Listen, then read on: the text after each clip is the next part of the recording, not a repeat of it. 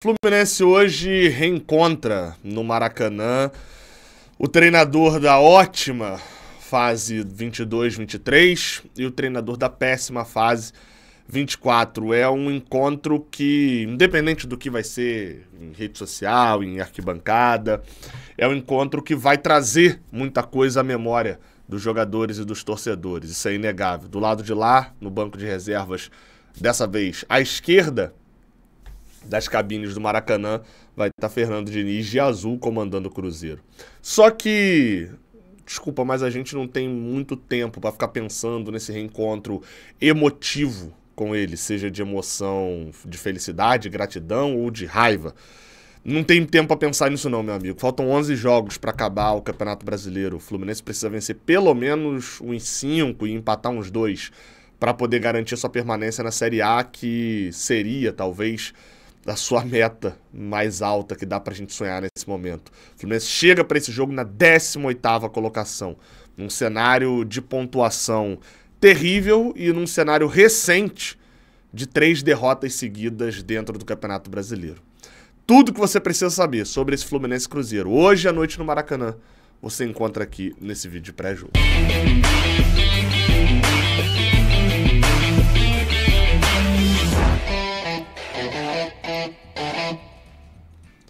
Seja bem-vindo, você guerreira de todo o Brasil e de todo o mundo. Aqui é o canal Raiz Tricolor. Eu sou Gabriel Amaral, eu sou jornalista, sou tricolor. Vamos embora para falar desse jogo de hoje, aquelas informações básicas. Jogo hoje às 9h30 da noite. 9h30 quinta-feira, porque tem rodada nesse final de semana do Brasileirão um pouco antes, né? A rodada é toda no sábado por conta das eleições no domingo, primeiro turno das eleições municipais. Agora, por que esse jogo é às 9h30? Nunca saberemos, até porque a transmissão é só do Premier. Se a transmissão é só do Premier, o Premier pode botar a hora que quiser. Mas, enfim, né? Coisas da CBF e da Globo. A nossa jornada, tá? Lá direto do Maracanã, e você vai vir acompanhar com a gente o pré-jogo, a narração e o pós-jogo também. Começa às 7h30 da noite. Já é? Fluminense e Cruzeiro vão completar hoje 89 jogos entre um e outro. 39 vitórias nossas, 27 deles, 22 empates.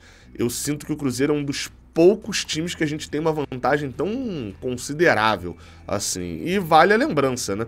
Até essa derrota desse ano lá no Mineirão, no primeiro turno, inclusive com o Diniz comandando o Fluminense, por 2-0, a gente vinha de uma sequência que não perdia do Cruzeiro desde 2018. Sequência boa, seja no Maracanã a gente não perde há muito tempo, na verdade, eu diria não só no Maracanã, mas em todos os estádios com um mando nosso, faz um bom tempo que a gente não perde. A última derrota como mandante do Fluminense vai nos remeter a... Eu fui lembrando aqui, é 2012 mesmo. Eu tava na cabeça e falei, não é possível que a gente não perdeu. É exato, 2012. Desde 2012 a gente não perde como mandante para o Cruzeiro. O jogo foi lá no Engenhão, a gente perdeu por 2-0, naquele ano que a gente foi campeão brasileiro. No Maracanã, a gente não perde desde 2008, tá? Perdemos por 3-1 ali no início do Campeonato Brasileiro de 2008. Enfim, gol nosso marcado por Washington, coração valente. Time reserva do Fluminense, ou pelo menos boa parte reserva nesse jogo. Ou seja, é um time que a gente costuma ter um histórico bom, mas o histórico não entra em campo, a gente sabe disso. O que entra em campo para esse jogo é o Fluminense em 18º e o Cruzeiro em 8º. Né? São 10 posições, aí é um número 1 que faz toda a diferença. A nossa situação no campeonato, para você ver como é antagônica a situação deles, a nossa situação no campeonato é uma situação de sobrevida, eu diria que é isso. A gente tem hoje 3 derrotas seguidas, mas a gente tem nas últimas 10 rodadas a 6ª melhor campanha do Brasileirão. No retorno a mesma coisa, 6ª melhor campanha também. Então o Fluminense está pontuando muito mais do que a posição dele mostra. E não dá pra gente negar que essas 3 derrotas também sofrem ali um mínimo de influência do fato de estarem coladas em jogos da Libertadores. Não tô querendo colocar justificativa para as derrotas, mas é um ponto que se leva em consideração. Qual que é o principal problema que deixa a gente principalmente desestimulado, né, e com medo desse rebaixamento? As atuações. As atuações contra Atlético Mineiro pela Libertadores e Atlético Goianiense, considerando que o Atlético Goianiense é o lanterna do campeonato pelo Brasileirão no último jogo, são atuações que a gente nos remeteu muito mais ao Fluminense do primeiro turno, aquele Fluminense que perdeu 6 jogos seguidos, que perdeu pro Atlético Goianiense, pro próprio Cruzeiro lá no Mineirão também. Então esse é o nosso maior medo, é isso continuar como uma sequência, porque, como eu falei, o Fluminense fez uma campanha tão ruim no primeiro terço do campeonato que ele não pode ter oscilações muito grandes. Ele tá passando por um momento de oscilação, mas não pode essa oscilação ser muito grande. Tem que cortar rápido, porque o Campeonato Brasileiro é implacável no seu último terço. Não pontuou, perdeu ponto bobo, vai ser rebaixado. E o Fluminense já estourou a sua cota de pontos bobos. Hoje, contra o Cruzeiro, óbvio que não é um ponto bobo, né? O Cruzeiro é o 8º colocado do campeonato, em que pese não vir numa sequência muito boa, o Cruzeiro é até engraçado, porque eles estão na melhor sequência deles no ano, que são 4 jogos consecutivos sem perder. Mas eles estão na pior sequência deles no ano, que são 3 jogos consecutivos sem vencer. Pois é, né? Curioso. É porque eles vêm de 3 empates seguidos e uma vitória antes disso. Então eles estão 4 jogos sem ganhar, sem perder, melhor dizendo, e 3 jogos seguidos sem ganhar. Mas é um time, ou seja, que acho que esses números já mostram que é um time muito oscilante ao longo da temporada. Não teve uma grande sequência. O Diniz acabou de assumir, o Seabra foi demitido na penúltima rodada do Brasileirão. Né, o Diniz assumiu, empatou com o Libertad em casa, classificou na Sul-Americana para a semifinal, ou seja, olha como eles estão diferentes, eles ainda estão na competição internacional, e empatou com o Vasco em casa também, tomou 1-0 e foi buscar um empate. São os 2 jogos que o Diniz teve até agora com eles.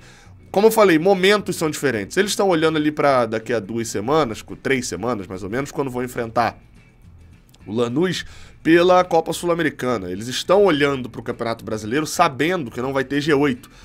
Então, tentando pontuar ao máximo. Só que eles olham para trás e a diferença para o Vasco é de 7 pontos. 7 pontos, exatamente. Eles não têm um perigo, né, de perder essa 8ª posição, pelo menos não agora. Então, o Cruzeiro vem de uma sequência ruim, dá para dizer assim, mas se classificando, e está num outro momento em relação ao Fluminense. Por que esse jogo é tão crucial, assim, então, como eu falei, não é perder ponto bobo? É porque a gente vem de 3 derrotas seguidas. E aí, meu amigo, quando você perde pro Atlético Goianiense, você se torna obrigado a ganhar do Cruzeiro. Não só por esse contexto, mas claro, falei lá no início, independente disso, mas isso também é um contexto, o Fernando Diniz ser o treinador hoje do Cruzeiro. A gente perder hoje pro Cruzeiro seria um golpe muito duro no elenco, na comissão técnica, na diretoria e, acima de tudo, na torcida. 4 derrotas seguidas, sendo essa 4ª derrota do treinador que deixou a gente com 6 pontos em 11 jogos e que hoje, com essa vitória, estaria indo para Libertadores, está ainda na semifinal da competição internacional, é um golpe muito duro e que vai deixar a gente 2 semanas, que o próximo jogo é só daqui a 2 semanas, daqui a 14 dias, remoendo e com medo de ser rebaixado. Na tabela, só para poder fechar e a gente falar do Bola e Campo, a vitória é crucial. Porque a gente tem 27 pontos, tem um jogo a menos, é bem verdade, que Vitória e Corinthians, que são os nossos adversários momentâneos, né, na disputa contra o rebaixamento. E, bem, eles têm jogos que não dá para garantir o placar. O Corinthians recebe o Internacional, que está numa sequência bizarra de vitórias seguidas, mas é na Neoquímica Arena e o Corinthians deu uma melhorada no campeonato. Já o Vitória vai visitar um Atlético Mineiro na Arena MRV como franco atirador, tentando arrumar o que for. Ou seja, o Fluminense ganhar esse jogo é crucial, porque há uma grande chance de terminar fora do Z4. E aí são 2 semanas em que a gente não está na zona de rebaixamento e consegue respirar com um pouquinho mais de clareza para fazer os cálculos para escapar. Agora, como é que a gente vai ganhar o Cruzeiro? Fala disso agora no Bola e Campo. Vamos lá, tá? A gente abre aqui, eu vou inclusive botar o nosso Tactical Pad aí. A escalação do Cruzeiro não é cravada, né, que será essa que está aí na tela. O Diniz, segundo as informações dos setoristas do Cruzeiro, deve revelar o time só ali mais perto do jogo, mas a gente mostra que é provável a escalação também do Fluminense, que não tem vazado, né? As escalações do Fluminense desde a saída do Diniz e chegada do Mano Menezes pararam de vazar. Fábio deve ser o goleiro. Vamos botar aqui logo as dúvidas, né? Na lateral direita, é possível sim, que o Guga roube a posição do Samuel Xavier, seja titular. Na zaga, o Thiago Silva não foi visto treinando nos 2 últimos dias. E na entrevista coletiva do presidente Mário Bittencourt, ele diz que a situação do Thiago Silva ela é complicada. Eu acho que ele até fala em lesão grave. Ou seja, é sim possível da gente ver o Antônio Carlos em campo. Não descarto a questão de uma entrada de um Felipe Melo, de um Manuel, mas acho que o Mano Menezes não vai por esse caminho não, tá? E pra quem pedia Felipe Andrade fez uma partida mediana pra baixo nos aspirantes contra o Sport nessa semana. Não dá pra confiar muito não. Mas enfim, acho que saindo do Thiago Silva vai acabar entrando o Antônio Carlos, que deve ser muito vaiado por conta da merda que fez lá em Goiânia de xingar a torcida. Thiago Santos e ser titular absoluto. Na lateral esquerda, novamente, mesma questão do Thiago Silva. O Marcelo não foi visto treinando nessa semana. Ele até postou uma foto na rede social dele, mas não é uma foto do treinamento com o grupo desta quarta-feira, tá? Pode ser que seja uma foto dele treinando separado, porque ele até tá num outro campo em relação ao campo que o Fluminense treinou. Pode ser que seja uma foto antiga que ele só postou. Não dá pra cravar a escalação do Marcelo como titular. O Diogo Barbosa tá suspenso pra esse jogo, tomou o terceiro amarelo lá em Goiânia. E aí pode ser que a gente veja Gabriel Fuentes. E aí vai ser teste de fogo, meu amigo. Não quis sair do Júnior de Barranquilla e vir pro Brasil, jogar no Fluminense? A escolha é essa, vai ter que ir pra cima. Pode ser que a gente veja um Guga na lateral esquerda, mas acho que o Mano Menezes não vai por esse caminho antes de testar de fato o Gabriel Fuentes, não. No meio de campo, o GE também colocou como possibilidade a entrada do Lima no lugar do Martinelli. Também não descarto, tá? Eu acho que a gente vai ver algumas mudanças nesse time do Mano Menezes para esse jogo dessa quinta. Facundo Bernal, e esse vem sendo titular mesmo, apesar de não ter feito uma boa partida em Goiânia, é mantido como titular e faz sentido.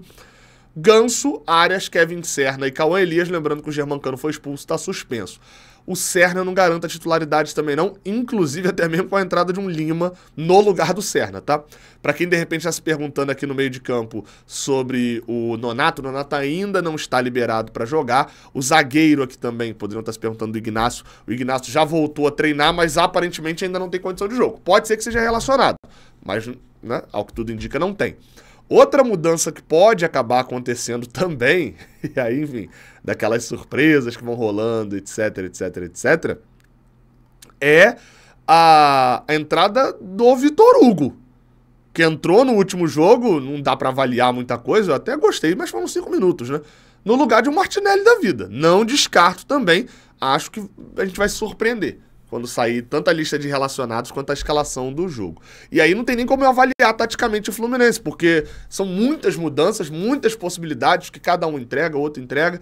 Enfim, então não tem como, tem que ser ali direto no pré-jogo. O provável time do Cruzeiro tem Cássio no gol, William na lateral direita, o William lateral de seleção agora, né? Lucas Villalba, o João Marcelo até voltou, que é o titular na zaga, mas o Villalba deve ser mantido. Zé Ivaldo, autor do gol contra o Vasco, que curiosamente tem alguns gols contra o Fluminense, né? Gols contra a favor do Fluminense. E o Marlon, aquele mesmo, que foi escanteado pelo Diniz 2 vezes no Fluminense, agora tá aqui na lateral esquerda e vem até numa fase boa também lá no Cruzeiro. Matheus Henrique, se o nome não te lembra nada, é aquele que era do Grêmio. Lucas Romero, Matheus Pereira tá de volta, o camisa 10 e o grande craque do time do Cruzeiro nessa temporada, volta para esse jogo, não jogo contra o Vasco. No ataque, Gabriel Veron, o Lautaro Dias, não é isso o nome dele? Eu esqueci agora o nome do nosso amigo argentino. Lautaro Dias, exatamente. É o atacante. Mas pela esquerda, Caio Jorge, camisa 9, na centroavanço. O Caio Jorge, que inclusive desde que voltou o Cruzeiro fez só 3 gols, não tá ali, já perdeu pênalti, não, até vive o seu melhor momento agora recente, porque tem 3 gols nos últimos 6 jogos. Mas não é aquele centroavante que talvez a gente esperava quando via jogando no Santos. Vamos ver, tá? No time do Diniz ainda não tem uma cara, né, nesse Cruzeiro. A gente viu bem como foi em 2012, que ele chegou e acabou indo, mudando aos poucos. O torcedor do Fluminense sabe que tem que pressionar o Cássio, né? A raiva que a gente passou com o Fábio com a bola no pé, tem que pressionar o Cássio.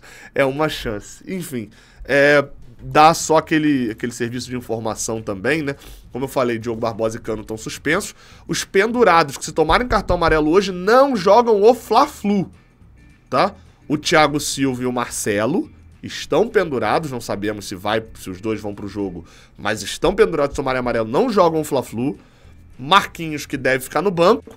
Facundo Bernal, que é titular, e o Keno, que a gente não sabe se será titular ou reserva. O Fluminense não pode inventar, desses 5 aqui, só o Marquinhos está liberado para tomar amarelo. Perder Marcelo, Thiago Silva, mesmo que o Marcelo seja banco. Marcelo, Thiago Silva, até o Keno como opção ao Serna e o Facundo Bernal para um Fla-Flu seria um dano forte e desnecessário. Enfim, o Fluminense tem que saber utilizar esse jogo de hoje. Agora, curiosidade, tá? Na KTO, o Fluminense é favorito pro jogo de hoje. Talvez apostando num mando de campo, talvez a lógica seja do Fluminense ter um mando bom, seja de que acabou a Libertadores, então o Fluminense se dedica 100% ao Campeonato Brasileiro, seja do fato do momento do Cruzeiro não ser muito bom, mas olha aí só, a KTO coloca aqui o Fluminense pagando 2,25 e o Cruzeiro pagando 3,6, ou seja, uma boa oportunidade aí para o Fluminense de conquistar de fato pontos em casa. Eu vou dar aquela dica, que é o seguinte, a gente não sabe se o Thiago Silva joga, né? Mas se ele não jogar, essa aposta ela não vai contar. Total de chutes a gol, tem que acertar o gol, do Thiago Silva, tá pagando 5. Se o Thiago Silva não jogar, essa aposta aí volta, enfim, ela é anulada e volta o dinheiro pra você.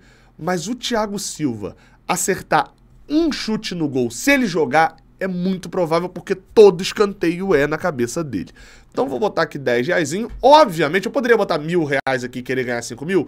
Poderia, mas se eu perder eu perco R$1.000, que é um dinheiro que vai me fazer falta. Então essa é a lógica que eu sempre falo aqui e que a KTO, inclusive, eu falo porque eu acho isso importante e a KTO também manda a gente falar, que é aposte aquilo que você pode perder, aquilo não vai te fazer falta.